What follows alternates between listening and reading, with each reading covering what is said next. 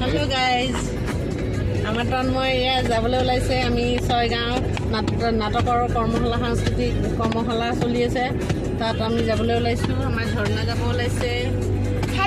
Hello', আমি চিপৰ দোকানত গৈ আছো। সেইটো থৈ দিয়ে, এইটো ভাগি থাকিব। নকৰিবলৈ নকৰে, চাই যোৱা। জেচিবি বিলাকে কি কৰি আছে চাই যোৱা।